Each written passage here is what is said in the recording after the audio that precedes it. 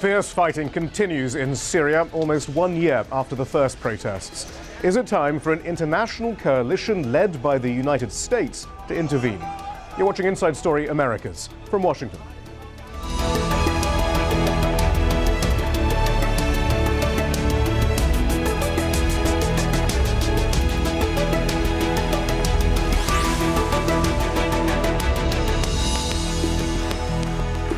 Hello, I'm Shihab Ratansi. Ultimately, this dictator will fall.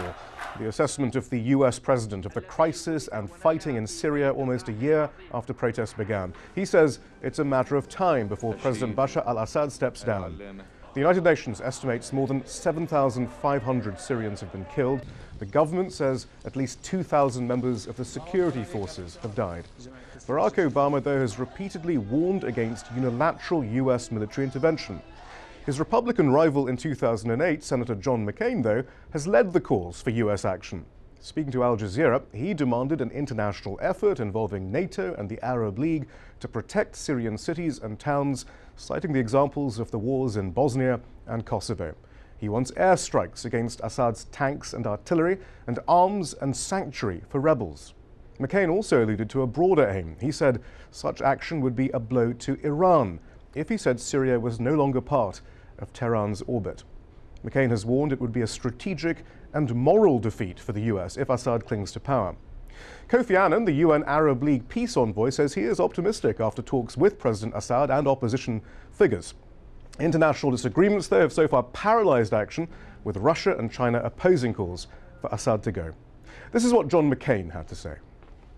I am advocating strongly a coalition, whether it be NATO and the Arab League and a coalition such as acted in Libya. I am absolutely opposed to unilateral action or American boots on the ground. Americans should not stand by and watch a massacre.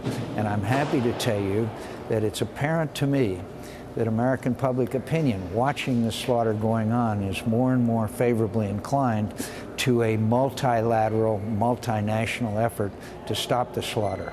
For us to take military action unilaterally, as some have suggested, or to think that somehow there is some simple solution, I think is a mistake.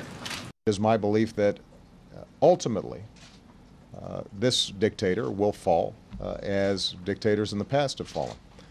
But the notion that the way to solve every one of these problems is to deploy our military, that hasn't been true in the past, and it won't be true now.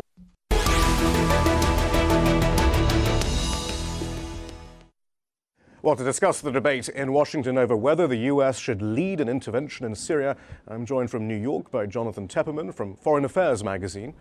Here in the studio by Steve Clemons, he's Washington editor-at-large for The Atlantic magazine.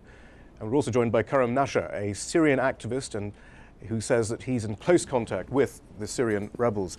Steve Clemons, first of all, President Obama and John McCain's views there seem to pretty much define the two extremes in this argument, but is there really much of an argument going on? Is this a really active, hot debate currently in Washington about intervention? Well, I think there are a lot of things being debated right now, and Syria is pounding on the door. We're seeing images come out. This is not quite Egypt, it's not quite Libya, but it's important, and I think it's beginning to tweak the conscience of many national security people about why we can't do more, what can't be done. And so John McCain, Senator Lindsey Graham, and Senator Joseph Lieberman are calling for a much more activist intervention nearer term. And the president is playing a much more cautious hand. You may remember in Libya, he laid out several criteria to determine why and when the United States would intervene, and said that those criteria were met in Libya. If you compare them to Syria, they're not all quite there yet. Now, there's still some debate about the Libyan precedent, which we might get into a bit later. Sure. But Jonathan Tepperman, though, it's interesting because of those who one would normally expect to be calling for robust military action, many of them don't seem to be coming out of their armchair, perhaps, foxholes. Is that because finally there is a realization in DC that there's no such thing as an easy military intervention post-Iraq, post-Afghanistan, post-Libya even? I think that's right. I think it's a combination of several factors. First, the fact is that there are no good options in terms of what we do with Syria. The second factor is that all the options that are being discussed have huge disadvantages. And then the third factor is that this is a conversation the administration simply doesn't want to have, and with good reason. The Libya campaign is barely over. The administration has just withdrawn from Iraq. They're trying to get out of Afghanistan. They're trying to avoid going into Iran. So the last thing they need is another war in another Muslim country. Karam Nachar, you seem to have evolved in your view on this. I mean, clearly you want the downfall of Assad, but you in the past did often talk about not having military intervention, and you accepted that there was huge potential for disaster. Mm-hmm. What were your reservations, and why don't you have those now? Well, to be honest, most Syrians are very proud national citizens of their country. They've really, I mean, when we embarked on the Syrian uprising on March 15 of 2011, what we had in mind was the Tunisian and the Egyptian model. We were working towards a Tahrir Square moment, as it were. We knew that foreign intervention was not going to be an ideal option, and we thought we were going to be able to overthrow the Assad regime without having to resort to, asking the international community, the Americans, the Turks, and the Arabs to intervene in our country. Most people are very, very proud citizens of their country, and they're aware what were your that any reservations kind of intervention. Then? How have the pitfalls changed in any way?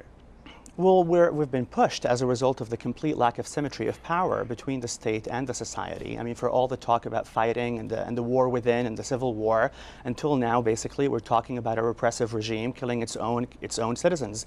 Cyber activists and Syrian activists inside the country woke up just today, for instance, to the horrific news from Homs that in Karm Zaytun neighborhood, more than 57 people, including 51 women and children, were in fact slaughtered, and I use that word literally, in their own houses by the thugs of the right, but this is Syrian regime. This is happening over the past year. Right. But you didn't want foreign and Western intervention specifically, and perhaps even GCC intervention, because you knew that the downside. In fact, the one thing we know historically is intervention tends to make the death toll worse, doesn't it?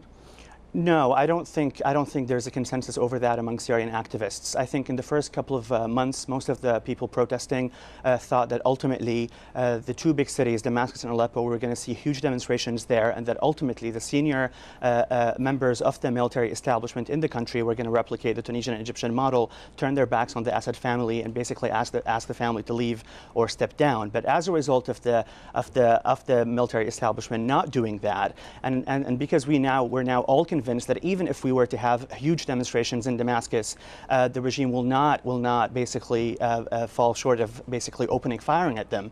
And so I think now people realize that the only option we have to alleviate the suffering of the Syrian people is to ask for intervention. Clemons, ironically, aren't those the exact arguments for not having Western military intervention? Aleppo and Damascus haven't risen up. The military is still unified. There is still a level of support for Mr. Assad. There are terrible things occurring, but in small areas around the country, but not necessarily across the country and so forth. Those are the arguments for leaving well alone, perhaps. Well, I think that there are several reasons for leaving this alone, or at least keeping some distance. And I say this with a lot of caution myself, because I really feel for those people who are under siege by their own government.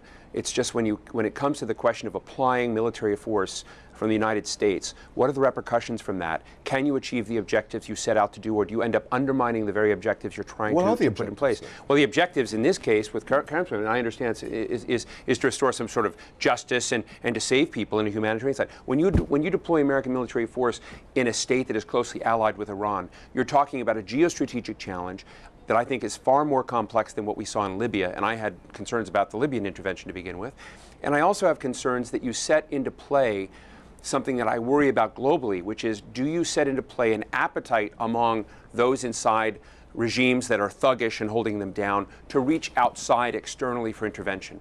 And in my view, I don't feel that the U.S. is well prepared for this kind of intervention. I think it plays into a geostrategic gamble that could be very, very dicey, and that we may not end up with a regime that could be any better, unfortunately, than we had. We've seen this in the past in American history with Iran, and I think, unfortunately, we're beginning to see it in Libya today, where who is the hero of the revolution in Libya? They're not working well together, and we may see that prospect of seeing a very new and stable and empowering regime for people to come in. Do answer that, because I mean there is a sense that some of the social media and the activism, I've heard the term laptop imperialists being thrown around. I mean that you not only perhaps, or at least those members of the opposition not in Syria, are oversimplifying the facts. In fact, perhaps even though clearly there's a terrible civilian toll, perhaps relying on dodgy figures. The comparisons perhaps to Ahmed Chalabi before Iraq, of these expats being very gung-ho, and yet actually Syrian opposition groups in Syria still saying, hang on, let's not go down this road, Western intervention, let alone perhaps a future in which the US and Saudi Arabia sort of build a new Syria is just not really what we want. No, actually, this is actually completely false. I mean, just to say, to get back to the earlier question, in Aleppo and Damascus over the past 6 months, actually, we've seen huge demonstrations in both cities. And so now Damascus and Aleppo are completely on board. Aleppo, I'm from there. Now the university students are actually, launching or organizing huge demonstrations almost on a daily basis. So it's not the weekly Friday demonstration anymore. And even in Damascus, even though both cities are virtually under military occupation as a result of the very heavy presence. A negotiated settlement for peaceful options, basically, to changes needed, but not from a predator drone. Well, the regime does not believe in the language of change. I mean, the president of Tunisia said in the group in the Friends of Syria meeting in Tunisia that we believe in a Yemeni scenario, and I think we all would like to see a Yemeni scenario where the Assad family would step down without foreign intervention. But the family itself does not believe in that. They have shown one time after the other, no sign of basically taking seriously any of the initiatives that were provided by the Arab League in the U.S. context. But again, this is a very sensitive point in terms of the laptop imperialists. To be honest, I've opposed the war in Iraq. Most of the people that I know who are members of, for instance, the local coordination committees of Syria, the main network of activists working both inside and outside. This is a unified network of activists where we have meetings on Skype twice a week, and we were all against. I mean, most of my friends, we were all against the war in Iraq. That we realized that we were not fan of international intervention, but we are aware of two things. Without international intervention, it's either that the Syrian regime will replicate the Hama model of the early 80s and basically use this one last thing that he hasn't used yet, which is the Air Force, against Homs and Idlib and cities, because until now he has failed to actually crush the revolution, or we're going to see the degeneration of the entire country, both state and society, into another Somalia or Lebanon. But the question is whether international intervention stops that from happening, or perhaps I think actually it will preclude that. But let's listen to John McCain, actually. I mean, clearly there is a certain heartfelt aspect to John McCain's plea for international help, but he also added some other issues which might have alarm bells ringing, I would imagine. This is what John McCain had to say. Under President Clinton, we went to Bosnia to stop ethnic cleansing. We went to Kosovo. In Libya, unfortunately, we led from behind, but we were involved as well there. And I would also point out that this would be a huge blow to Iran if Syria left Iranian orbit in a broad variety of ways. Jonathan Tepperman, though, I mean, doesn't that also point to how, once the US is involved, isn't there a danger of some proxy battle emerging and so forth? Another part of this jigsaw, which makes it, again, more perhaps some in Washington to be very reluctant to get in, perhaps some who actually feel deeply for those people being killed in Syria, prevent them from coming down on the side of some sort of NATO intervention. Sure. I mean, there are a lot of dangers, and that's what makes it so important that you get the intervention right. The impulse to intervene is understandable. The problem is that many of the options that are being discussed so far are piecemeal or half measures. And my argument is that those would actually make things worse. So if you do it halfway, and that means either simply arming the rebels or establishing humanitarian corridors, or as Michael Ignatieff has argued, merely isolate the regime, then you raise the risk that you do get a proxy war, because you get Saudi and Qatar and perhaps the United States as well arming the opposition. If that happens, then you get more bloodshed because you get a full-fledged civil war. My argument is that the one and perhaps the only effective way to bring the war to an end and quickly is a full-scale U.S. intervention. Now, whether that means something like Libya or something slightly more robust, I think that's the only chance you have. And you think that would work, and that won't simply leave? I mean, Libya is basically, even though many of the journalists have left, it's not exactly in a great state right now. Syria is far more crucial geopolitically. We can't leave Syria a mess after intervening as we perhaps we can do in Libya. No, that's right. And so the trick is not to just drop bombs and go, but to do something much more comprehensive. First of all, you make sure that the mission is as broad-based as possible. Second of all, you make sure you plan very extensively for the post-war. That means starting to work with the opposition now, building up their political Which as well opposition? as their... Well, that is indeed a problem. But the Americans, the government, as well as the Qataris and the Saudis, are already trying to bring the opposition groups together. And then you do something like was done for Afghanistan at the Bonn conference after the war, which establish a grand conference where you bring everybody together and hammer out the post-war government, because that's something you have to be very hugely clear rational on. approach. It's not something that we're used to in Washington. Do you expect that to happen? Well, my view is I respect John greatly, but I feel strongly that John's equation here of such a robust American ownership, a kind of nanny state adoption of Syria, the region, and all of its problems are exactly what the United States has been trying to extract itself from, both because of cost and because the return, the quid pro quo that's come from these things hasn't exactly been clear to the American people. So what we often has is sort of the strategic class saying, oh, here's another issue for us to Americanize, to put ourselves right on the edge of owning the responsibility for stopping some horror and try to do it. I think a friend of mine, Brian Katulis of the Center for American Progress, often talks about the Tom Sawyer approach. Let someone else paint your fence. If the Turks, who had 500,000 people on the border of Syria in the 1990s, feel as strongly, let's find where the Turks can go with this, or find other powers and players. But the notion that we so strongly adopt everything is a way to further undermine, in my view, American confidence and support for American international engagement to begin with. Karam, tell us why this time it would be different. Well, obviously, because where the other options is not to do anything at all is actually would be against American regional interests as well. As I said, the situation right now is very, very unstable. If we don't actually see a humanitarian disaster, we will see a Lebanization of the country or a degeneration of the country into actual civil war. And I think Senator McCain is right. If we don't do something, if the United States, the international community, if responsible countries in this world don't do anything fast, then extremists do thrive on despair, and these people and the activists on the ground are getting more and more desperate. I'm just going to use one example. My own cousin in Aleppo, he's a pharmacist, a liberal person from the city itself. He was arrested twice, each time for 2 months, savagely tortured, and now he fled to southern Turkey. And every time I get a message from him from Facebook, he's saying, please, I need a weapon just to go back and fight. And so people are getting more and more desperate, and if they're not going to get the arms, and if they're not going to get an overall plan from this contact group, and no one is asking for the United States alone to nanny the future Syrian state. We always said the Arab League, Turkey, the European Union, and the United States all together, working together. If that's not going to happen, then Al-Qaeda might actually step in and try to. No, they're not already. I talk to people every day for 6 hours, conservatives and liberals, people on the ground, even in Idlib, the most conservative part of the country. We are all very anxious. We do not want external extremists to hijack our revolution. But we are aware that we cannot keep controlling the situation any further, and people are getting more and more desperate, and if they don't see any response from the international community, then they're going to look for their own ways to the power of Syria. I think Karim is right, and I think that we've seen this before. We saw this in Bosnia in the 90s, and we saw this even in Libya. The longer you wait, the greater chances that the opposition will become radicalized and will turn to whatever allies are available, and in this case that could well be Al-Qaeda. But then, I mean, again, at Libya, though, you wonder whether this is a narrative that we have, whereas perhaps even at the beginning, there were elements of Salafist and jihadist elements who were always going to get involved. But one thing is certain, that we want a diplomatic solution is ideal. But then we have the U.S. Secretary of State, who and indeed Susan Rice, the ambassador at the UN, saying terrible things about China and Russia. Can that really be helping? Here's what Hillary Clinton recently said. She called Russia and China despicable when they opposed a UN Security Council resolution.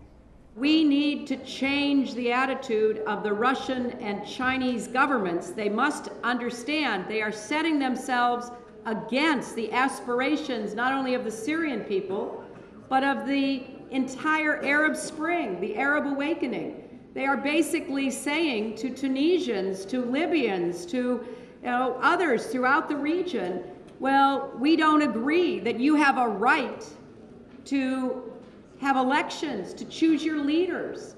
Steve Clemons, I mean, there are a lot of issues there. Clearly, the first one is, it's not as if the US leadership in the Arab Spring was particularly amazing when Egypt was tottering and so forth, and they continue to give tear gas to Bahrain and so forth. But secondly, language like that as well, language calling China and Russia despicable, when they might have the only in with Assad, can't be helping much either, can it? Well, I think, that the terms in the equation for engagement are always going to be complex. I do think that the Hillary Clinton wing of the foreign policy establishment and what I would call the interventionist hawks would like to see a much more robust engagement, not only in Syria, but elsewhere in the world. And Libya, for them, was an activation of a concept of responsibility to protect, and to protect that nations forfeit their sovereignty when they attack their own people, and thus the world must step in.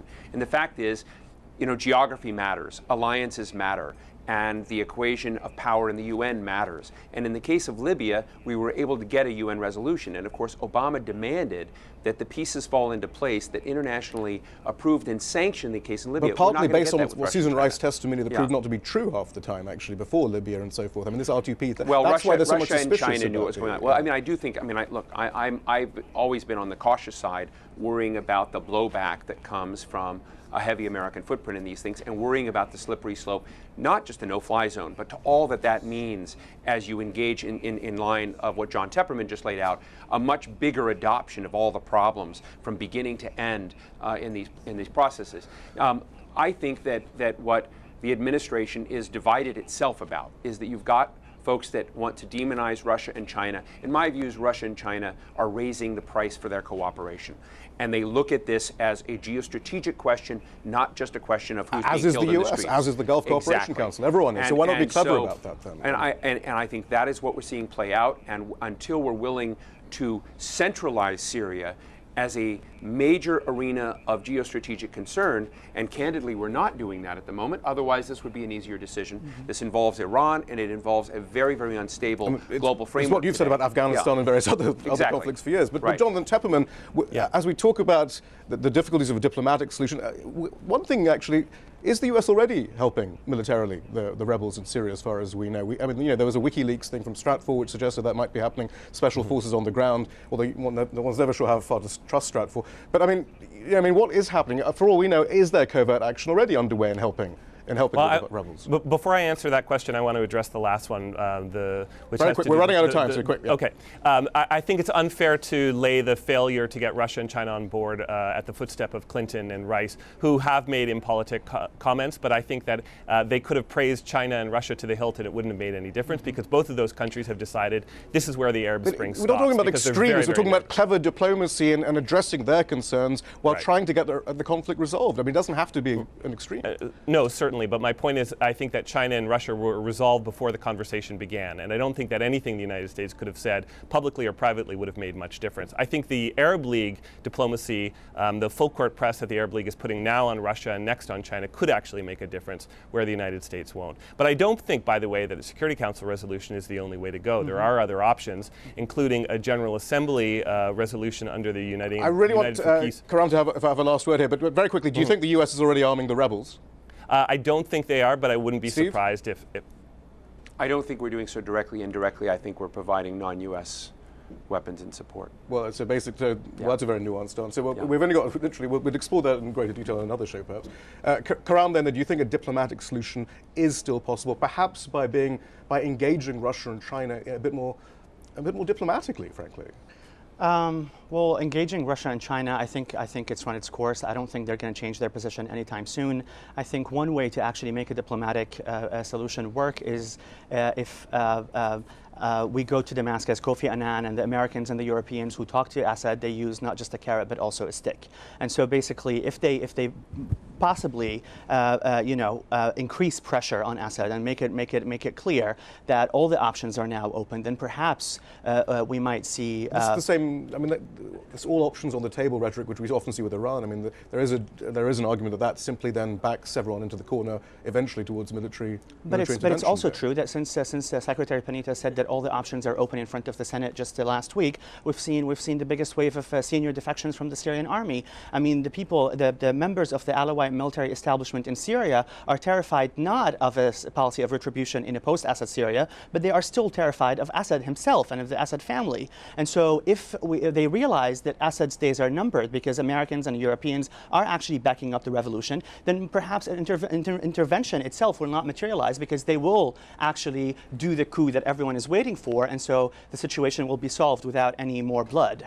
Karam Nachar, thank you very much. Steve Clemons in New York, and Steve Clemons in Washington, and Jonathan Tepperman in New York. Thank you very much. That's it from the Inside Story team here in Washington. Don't forget to follow us on Twitter and Facebook, where you can find more information about the program. We want to hear from you. Tell us what stories you think we should be covering. Send your ideas directly to us at insidestory@aljazeera.net.